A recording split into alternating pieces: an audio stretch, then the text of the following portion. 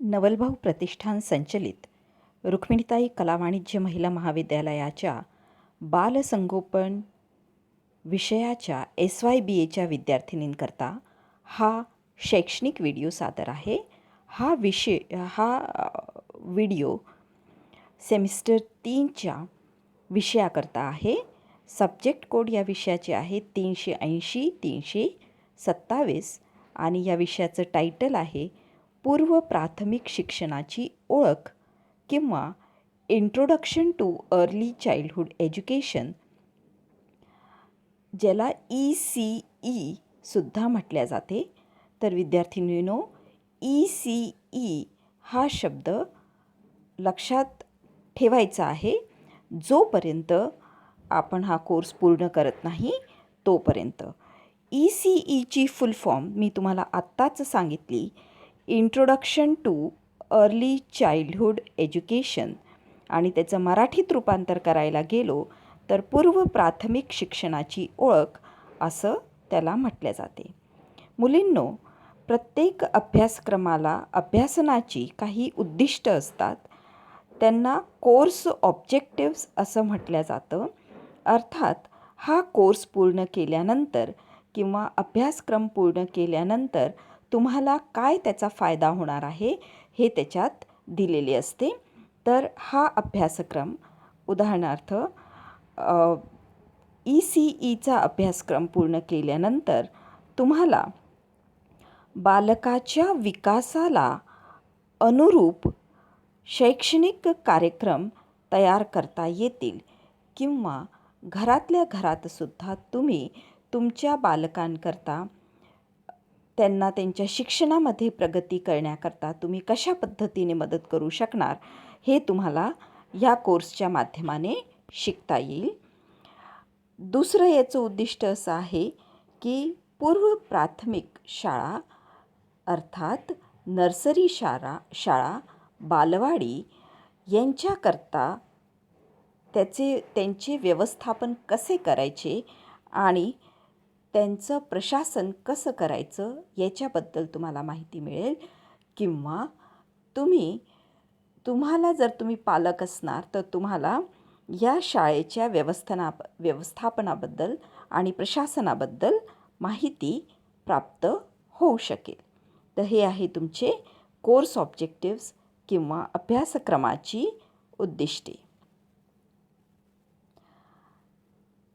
याचे पहिले प्रकरण आहे, त्या प्रकरणाचे टायटल आहे ECEचा अर्थ, महत्त्व आणि त्याची उद्दिष्टे काय आहेत. हे पहिल्या प्रकरणाच्या अंतर्गत आपल्याला अभ्यासायचे आहे. तर प्रारंभिक बालशिक्षण किंवा नर्सरी शिक्षण किंवा बालवाडीचे शिक्षण किंवा KGचे शिक्षण, KG अर्थात किंडर गार्डन, तुम्ही ऐकलेलं असेल KG1, KG2 आणि त्यांच्या दोघांच्या आधी नर्सरी. तर ह्या सगळ्यांबद्दलची माहिती आपल्याला ECEच्या अंतर्गत मिळणार आहे. तर ECEचे शिक्षण बालकाला 8 वर्षापर्यंत औपचारिक किंवा अनौपचारिक पद्धतीने दिले जाते. हे ECEचा हा त्या ठिकाणी अर्थ आहे. तुम्ही वारंवार व्हिडिओला ऐका आणि तुम्हाला त्याच्यानंतर त्याचा अर्थ जो आहे तो व्यवस्थित पद्धतीने कळू शकेल. दुसरं आहे, प्रारंभिक बालशिक्षणात खेळाच्या माध्यमाने शिक्षण दिले जाते. याला प्ले वे मॅथडॉलॉजी असं म्हटलं जातं. अर्थात खेळाच्या माध्यमाने बालकांना शिक्षण देणे ही पद्धत ECEमध्ये अवलंबिल्या जाते. आता खेळाच्या माध्यमाने शिक्षण देणे हे तुम्ही आता याच्यानंतर पूर्ण अभ्यासक्रमामध्ये हे तुम्ही शिकणार आहे. म्हणून प्ले वे मॅथडॉलॉजी किंवा खेळाच्या माध्यमाने शिक्षण पद्धत हे तुम्हाला लक्षात ठेवावी लागेल. तिसरं आहे, प्रारंभिक बालशिक्षणात बालकाला प्राथमिक शाळेकरता तयार केल्या जाते. अर्थात 3 ते 6 वर्ष बालक पूर्व प्राथमिक शाळेत घालवतो, अर्थात नर्सरीमध्ये, KG1मध्ये आणि KG2मध्ये किंवा छोट्या बालवाडीमध्ये आणि मोठ्या बालवाडीमध्ये अशा पद्धतीने तो 6 वर्ष पूर्व प्राथमिक शाळेत घालवत असतो. आणि या पूर्व प्राथमिक शाळेत किंवा ECEच्या अंतर्गत त्या बालकाची प्राथमिक शाळेकरताची तयारी करून घेतली जाते, अर्थात पहिलीच्या वर्गामध्ये प्रवेश घेण्याची तयारी बालकाची करून घेतल्या जाते. चौथं आहे की ECEच्या अंतर्गत बालकाला ताणविरहित शिक्षण दिल्या जाते, अर्थात जेव्हा बालक शिकत असतो त्याला शिकवत असताना त्याच्या मनावर कोणत्याच प्रकारचा शाळेचा ताण राहणार नाही. आनंददायी वातावरणात त्याला शिक्षण देण्याचा उपक्रम जो आहे तो ECEच्या अंतर्गत केल्या जाते. ECEमध्ये विद्यार्थी केंद्रबिंदू असतो, अर्थात 3 ते 6 वर्षाचा बालक केंद्रबिंदू बालवाडीचा आणि किंडरगार्टनचा केंद्रबिंदू असतो. त्याला सेंटरमध्ये धरून किंवा त्याला केंद्रात ठेवूनच त्याच्या आजूबाजूला सगळ्या प्रकारच्या शैक्षणिक ॲक्टिव्हिटीज किंवा शैक्षणिक कृती केल्या जातात. त्यानंतर आहे ECEची उद्दिष्टे काय आहेत. सगळ्यात पहिलं ECEचं उद्दिष्ट आहे मुलाच्या सर्वांगीण विकासाला चालना देण्याचे काम ECEच्या अंतर्गत केले जाते. सर्वांगीण विकासाचा अर्थ आहे शारीरिक विकास, मानसिक विकास, बौद्धिक विकास, कारक विकास, नैतिक विकास, अर्थातच सगळ्या प्रकारच्या विकासांना चालना देण्याचे काम ECEच्या अंतर्गत केले जाते.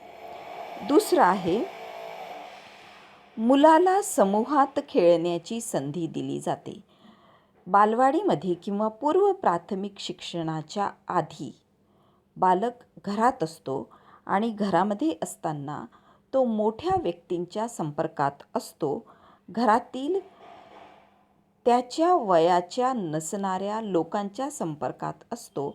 परंतु जेव्हा तो ECEचे शिक्षण प्राप्त करण्यास येतो किंवा बालवाडीत किंवा पूर्व प्राथमिक शाळेत येतो त्यावेळेस त्याच्याच वयाच्या इतर मुलांच्या ग्रुपमध्ये किंवा समूहामध्ये खेळण्याची संधी त्याला प्राप्त होते.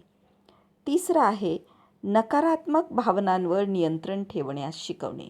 या ठिकाणी हे भावनिक एज्युकेशन, भावनिक शिक्षण देण्याचा प्रयत्न जो आहे तो या ठिकाणी केला जातो किंवा याला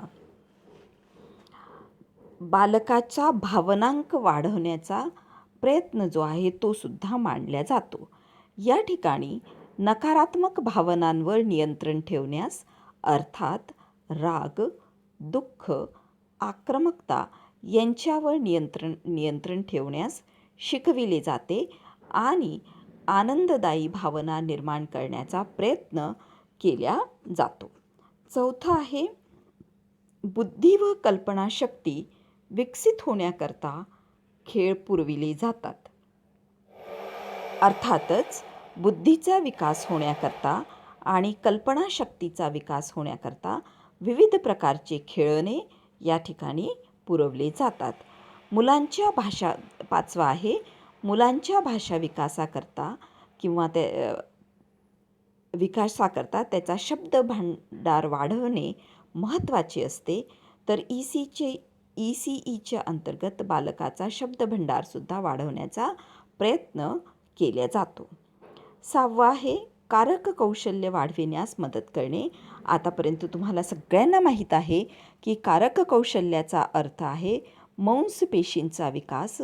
ज्या बालकाचा कारक विकास होतो तो बालक बारीक सारीक कामेसुद्धा व्यवस्थित पद्धतीने करू शकतो. म्हणून बालकाचा कारक कौशल्य विकसित होण्याकरता बालवाडीमध्ये किंवा ECEच्या अंतर्गत प्रयत्न केले जातात. पुढचं आहे 7वं, अक्षर ओळख आणि अंक ज्ञान ECEच्या अंतर्गत दिले जाते, परंतु अक्षर ओळख करून देताना किंवा अंक ज्ञान देताना बालकाच्या मनावर ताण निर्माण होणार नाही याची काळजी जी आहे ती त्या ठिकाणी घेतली जाते. तर ही झाली काही ठळक उद्दिष्टे ECE अभ्यासक्रमाची. त्यानंतर ECEचे महत्त्व काय आहे? का ECEचा पूर्णचा पूर्ण अभ्यासक्रम आपल्याला दिला गेलेला आहे? अर्थातच त्याला बऱ्यापैकी महत्त्व आहे. तर ते आपण आता बघू की ECEचे महत्त्व काय आहे. तर विद्यार्थ्यांनो, वयाची पहिली 6 वर्ष अतिशय महत्त्वाची असतात. त्या ठिकाणी बालकाच्या मेंदूचा विकास होत असतो आणि सर्व प्रकारचे विकास अतिशय जलद गतीने होत असतात. म्हणून हा काळ शिक्षणाच्या दृष्टीने अतिशय महत्त्वाचा मानला जातो. आणि म्हणूनच कारण की ECE 6 वर्षापर्यंत दिले जाते म्हणून त्याला अतिशय जास्त महत्त्व आहे. दुसरं आहे व्यक्तिमत्व विकासाची संधी उपलब्ध करून दिली जाते. ECEच्या अंतर्गत बालकाचा व्यक्तिमत्व चांगल्या पद्धतीने कसा विकसित होईल याच्याकडे लक्ष दिले जाते आणि विकसित होण्याकरता तशा पद्धतीची संधी उपलब्ध करून दिली जाते. तिसरं, का ECEला महत्त्व आहे की लहान मुलं प्रेमावर वाढत असतात आणि त्याला कोणत्याही प्रकारचा त्याच्या मनावर ताण निर्माण न करता ECEच्या माध्यमाने प्रेमाने बालकाला शिक्षण जे आहे ते दिले जाते. चौथा पॉईंट, का ECE महत्त्वाचे आहे? तर या ठिकाणी बालकाला पूर्व प्राथमिक शिक्षण देताना भावनिक सुरक्षितता प्रदान केली जाते. ही भावनिक सुरक्षितता जी आहे ती बालकाच्या विकासाकरता महत्त्वाची असते. त्यानंतर आपल्याला सगळ्यांना माहिती आहे की आपल्या भारतात लहानपणापासूनच शाळेमध्ये प्रवेश घेतल्यानंतर काही दिवसानंतर, काही वर्षानंतर गळतीचे प्रमाण वाढते. अर्थात बालक मध्येच शिक्षण थांबवून देतो.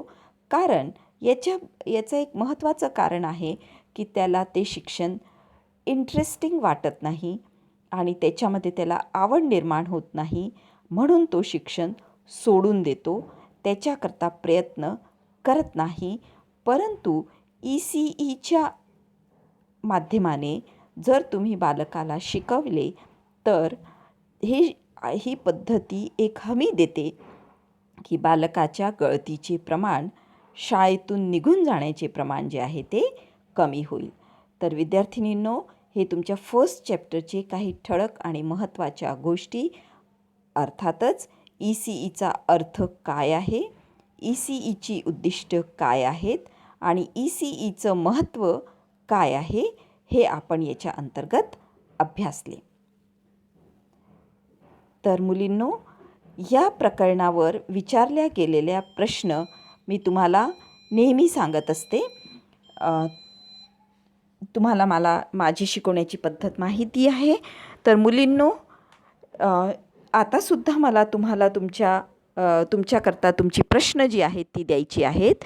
तर या व्हिडिओच्या डिस्क्रिप्शन बॉक्समध्ये तुम्हाला एक लिंक दिलेला असेल. त्या लिंकवर जेव्हा तुम्ही क्लिक करणार त्यावेळेस तुमच्याकरता ती जी प्रश्न जी आहेत जी या प्रकरणावर विचारल्या गेलेली आहेत ती तुम्हाला त्या ठिकाणी मिळू शकतील. ते मी 1-2 दिवसात अपलोड करणार आहे. तर मुलींनो, अभ्यास निरंतर सुरू ठेवा आणि या कोरोनाच्या काळात सुरक्षित राहा.